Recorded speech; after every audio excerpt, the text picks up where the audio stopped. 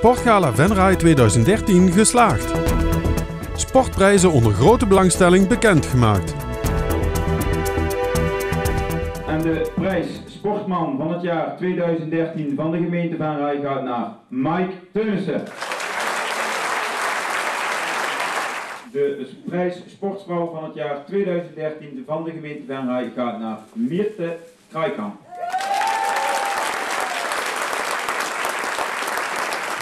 Mike, van harte gefeliciteerd, Sportman van het jaar. Ja, de eerste vraag is altijd, had je het verwacht? Ja, het eerste antwoord is dan meestal wel gehoopt, niet verwacht. Nee, het niveau was van dit jaar erg hoog. Andere twee genomineerden hebben ook heel goed gepresteerd. Dus ja, dan is het toch altijd hopen dat de jury weer jou kiest. En ja, gelukkig was het dit jaar weer het geval. Ja, want wereldkampioen weer worden, ja, beter kan eigenlijk niet, toch? Nee, inderdaad. Als je zo kijkt, in feite heb ik dit jaar het maximale bereikt. En ja, is het dan wel logisch dat je genomineerd wordt. Maar ja, wat ik zeg, de andere jongens hebben ook goed gepresteerd. Dus als je dan echt wint, dat is dan altijd nog ja, een extra verrassing. Ja, de mensen in de zaal heb je het al uitgelegd. Nog even voor de kijker, hoe ging dat in Louisville? Nou, het was een heel lastige wedstrijd. Het had geregend en ja, het was heel modderig. En daardoor maakte ik halverwege een foutje. Ja, viel ik terug tot plek 6, halve minuut achter de eerste. En daardoor leek het eigenlijk onmogelijk om nog te winnen. Maar op het einde kwam ik nog goed opzetten. De laatste ronde sloot ik aan en ja, kon ik ze eraf rijden. En ja, de laatste ronde was gewoon gekhuis. En ja, kon ik mooi als eerste op de streep komen. En hoe ging 2013 voor jou verder?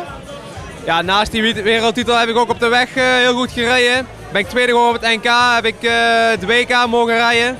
Werd ik 37e van de wereld. En ja, het voordeel is dat ik eigenlijk volgend jaar nog een jaar heb om in deze categorie uit te komen en ja, nog iets beter te doen. En dan hopelijk ja, naar de profs over te stappen. Ja, want dat is denk ik jouw uiteindelijke doel, profielrenner te worden. Ja, dat is eigenlijk al het doel vanaf dat ik klein was. En jaar voor jaar blijkt dat ja, steeds dichterbij komt. En ja, ik kan zeggen dat ik er nou al redelijk dichtbij kom. Maar ja, daar wordt aankomend jaar wel cruciaal voor. Wat stel je ten doel komend jaar, 2014? Ja, dat zijn eigenlijk gewoon de resultaten van vorig jaar verbeteren of evenaren. Dus wereldkampioen worden nog een keer, dat is het doel. Op het NK op de weg ook weer heel kort eindigen. En dan op het WK op de weg heel goed eindigen. En dan ja, van daaruit hoop ik dan profcontact in de wacht te kunnen slepen. Ik heb het je vorig jaar op deze plaats ook gevraagd. Waar gaat je voorkeur uiteindelijk toch naar uit? De voorkeur blijft nog altijd dat ik beide kan combineren. Ik denk dat dat het beste is en dat doe ik ook graag. Maar ja, wat ik ook zeg, het is al heel moeilijk om prof te worden, zeker in deze tijden. En ja, eigenlijk maakt het mij dan niet zo heel veel uit in welke discipline dat is, als ik het maar word. Mirte, van harte gefeliciteerd. Had je het verwacht? Nee, eigenlijk niet. Als er bezoekers zijn deze Nee. kant, kan het ook al. Want je hebt wel een topprestatie de afgelopen jaren geleverd. Vertel eens. Van Lake Valley. Nou, ik ben afgelopen jaar wereldkampioen geworden met de lichte dames dubbel 4 in het roeien. En waar was dat en hoe ging dat? Dat was in Zuid-Korea. En voor mij was het mijn eerste WK, dus dat is wel mooi dat het meteen ja, in een leuk land was waar je anders niet zo gauw komt. En ja, het ging eigenlijk best wel goed. We hadden een goede voorsprong uiteindelijk. Ja, je zegt het was je eerste WK. Je zit dus ook pas voor het eerst bij de selectie van het Nederlands team. Ja, eigenlijk pas sinds dit voorjaar. En hoe lang doe je al roeien? Sinds 2007. Dus dat is betrekkelijk kort nog eigenlijk. Ja, ja, ik ben pas in mijn studententijd begonnen met roeien. Maar daarvoor had ik wel sport gedaan, maar niet echt topsport. Hey, en je bent nu wereldkampioen geworden. Wat zijn je doelen voor 2014? Nou ja, het liefst nog een keer naar het WK. En misschien ook naar een EK. Maar ja, we zitten met een grotere groep. En eigenlijk wil ik zeg maar binnen die groep zo goed mogelijk presteren. En op de langere termijn, de Olympische Spelen, zei je net op het podium. Ja, dat zou... nou ja, zoals ik al zei, we zijn met een iets grotere groep. En voor de Olympische Spelen zijn er maar 2 plekken. Dus dat, ja, er wordt nog heel hard werken. Maar het zou wel heel mooi zijn.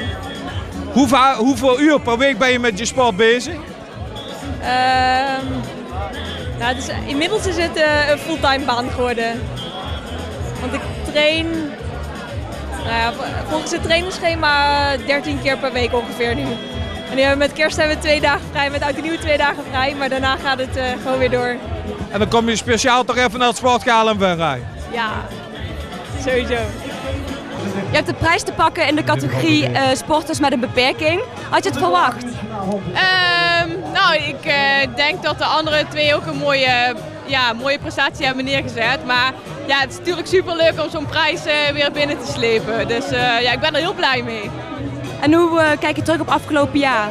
Ja, als een heel goed jaar. We hebben eindelijk Duitsland in de finale verslagen op het EK. En dat was echt ons ultieme doel. Dus dat dat dan ook lukt in 2013, ja, dat is echt heel erg mooi. En hoe kijk je terug op de avond dat je het EK won? Want je hebt zelf toen niet zo heel veel gespeeld. Maar was je wel echt, hoe kijk je erop terug? Nou, ik heb op dit WK hebben we eigenlijk wel met het hele team mogen spelen. Dus in de finale heeft hij maar met 6 meiden gespeeld uiteindelijk. Maar in alle wedstrijden daarvoor hebben we wel echt met de hele selectie kunnen spelen. Dus ik denk dat ik wel heel blij mag zijn dat ik juist wel echt mijn minuten heb kunnen pakken. Dus je bent juist meer aanwezig geweest dan wij dachten. Ja. En je speelt sinds dit seizoen bij een andere club in Nederland. Hoe bevalt het je? Ja, heel erg goed. Ik heb bewust weer de overstap gemaakt naar Nederland om met de meiden waarin wij iedere dag mee trainen op Papendal om daar ook mee competitie te gaan spelen. Met alles op voorbereiding naar Rio. Dus dat is heel erg leuk. Dus je gaat er naar de Paralympics? Nou ja, ik hoop het wel. De selectie is nog niet geweest.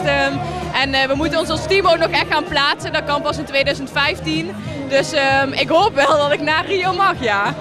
En wat zijn je doelen of verwachtingen van 2014? Nou ja, ik hoop echt dat we met de meiden waarin we iedere week de wedstrijden spelen in de competitie, dat we daar kampioen mee kunnen worden. Dat zou heel erg leuk zijn. En uiteindelijk bij het Nederlands team spelen wij in juni het WK in Canada. Ja, en dat we daar goud mogen pakken, dat zou een heel mooi doel zijn. En wat zijn jouw eigen doelen nog voor de rest van je sportcarrière?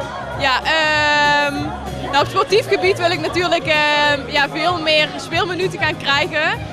Ik denk dat ik daar nu de overstap weer heb gemaakt naar Nederland, naar de competitie. Dat ik daar wel echt mee op weg ben, dat ik steeds meer mag gaan spelen. En alles, dat het zeg maar zoals ik me nu voel, ik voel me heel erg goed. Ik zit lekker in mijn vel, dat gewoon zo verder mag gaan. Dus dat gaat heel prima. Dion, je hebt het niet gehaald, teleurgesteld? Niet echt teleurgesteld. Ik wist al dat 2013 was voor mij geen goed jaar en de tegenstanders waren heel goed. Dus ik zag de kans al niet zo heel groot. Je zei het net al, je vond voor jezelf een teleurstellend jaar. Er gaat nu verandering komen, want je gaat naar Amerika. Ja, ik ga naar Amerika toe inderdaad. Ik hoop dat er verandering komt daardoor. Ja, Amerika is gewoon voor mij nu de juiste beslissing. Een goede beslissing en zomaar 1 keer dat ik die kans krijg dat ik die kant op kan. En ik hoop gewoon daar gewoon het beste uit me te halen en het stapje te zetten die ik vorig jaar niet gelukt is. Nee. Waar ga je naartoe en bij wie ga je zwemmen? Ik ga naar Charlotte, dat ligt in North Carolina, aan de oostkust van Amerika. En ik ga er onder David Marsh zwemmen. Die trainingsstage, want dat is in eerste instantie 3 maanden. En als dat goed bevalt, blijf je dan daar? Ja, het is in eerste instantie 3 maanden. Ik moet sowieso in april terug om kwalificeren voor de EK, eind augustus. Maar als het zeer goed bevalt, dan ga ik zeker weer die kant op, zo snel mogelijk inderdaad. Ja. Je wilt uiteindelijk je uiteindelijke doel bereiken, de Olympische Spelen? Ja, Rio 2016 is voor mij het ultieme doel en daar ga ik voor. En dat hoop ik door Amerika te behalen. Gefeliciteerd, jullie hebben de prijs te pakken in beste sportploeg van dit jaar. Hadden jullie het verwacht? Eigenlijk wel en eigenlijk ook weer niet. Vertel. Het is al meerdere keren dat wij hem gewonnen hebben. En het kan dus ook zijn dat er anderen zijn die hem kunnen winnen. En deze keer was de competitie wel wat groter. Dus wel leuk om te winnen. Wat was jullie hoogtepunt van afgelopen jaar? Nou ja, goed, we hebben natuurlijk de regio-kampioenschappen gewonnen, de rayonkampioenschappen, maar het hoogste wat je in onze competitie kunt halen is het Nederlands kampioenschap. Dat hebben we afgelopen jaren meerdere malen gewonnen. Nou ja, goed, om dan weer die titel te pakken, dat is natuurlijk wel mooi. Daar train je voor en daar ga je voor werken. En ja, dat we dat met team weer hebben kunnen doen, dat is alleen maar gewoon op het werk. En hoe ziet een gemiddelde week sporten er voor jullie team uit? Hoeveel uur per week train je? Hoe zijn jullie als team? Gemiddeld 3 à 2 keer per week en dan een uurtje of 3 trainen we per week. Ja. Het is een hele individuele sport. Dus alle trainingen moet je gewoon zelf doen. Voor toernooien trainen we wel net als met de teamsamenstelling. Maar voor de rest, je moet het allemaal alleen doen. Ik bedoel, je moet zelf erbij schieten, dat doet geen teammaat voor jou. Dus dan moet je toch zelf trainen. Wat zijn jullie plannen nog of wat zijn jullie doelen nog voor de rest van jullie sportcarrière? Met het team of individueel? Nou, volgend jaar weer de titel prolongeren en weer proberen om Nederlands kampioen te worden. Het sportgala zit erop. Tevreden? Ja, ik ben tevreden als de mensen in de zaal tevreden zijn. En wat ik aan reacties terughoor, hebben ze een leuke avond gehad. Dus dan ben ik ook tevreden. Met hele goede winnaars? Ja, als je kijkt wie je mag nomineren, los even van de winnaars. Maar als je kijkt wie je mag nomineren en je kijkt wie er op het podium staat als sportman, sportvrouw, sportploeg, sporter met een beperking. Dan mag Venray eigenlijk wel veel trotser zijn dan ze eigenlijk is. Want er is geen enkele andere gemeente in Limburg die dit niveau sporters mag nomineren en op het podium kan krijgen. Je had van Venray ook nog 2 nieuwtjes vanavond. Ja, ik mocht het vertellen, laat ik het zo zeggen. Het Topsport Limburg heeft een talentidentificatieprogramma. En dat is een internationaal programma waarmee in Australië en Engeland en ook in Qatar sportsuccessen worden behaald.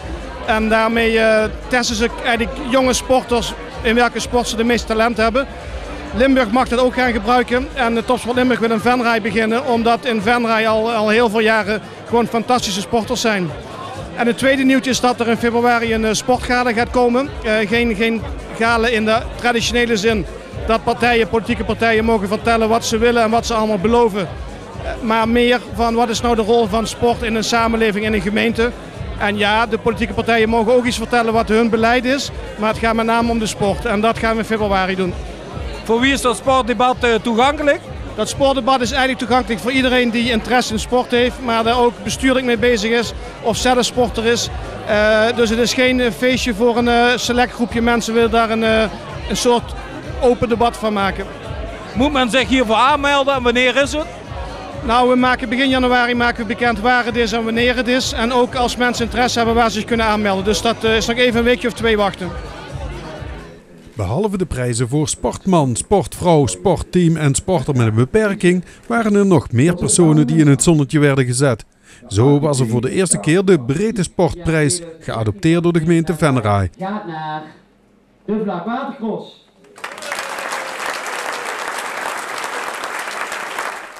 De prijs voor het beste sporttalent van het jaar ging naar... De ouders heb je al gestaan, dus deze keer is het Jeremy Rink.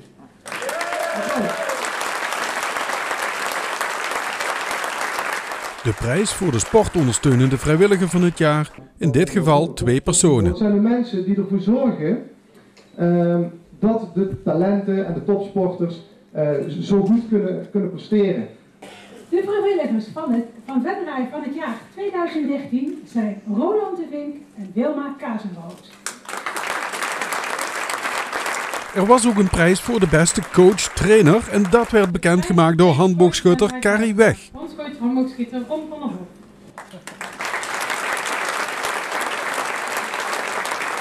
Net als vorig jaar werd ook de sportquiz weer gespeeld en dat leverde uiteindelijk 2 winnaars op. Het officiële deel van de avond werd afgesloten, waarna er nog gezellig samen zijn was met een drankje en muziek.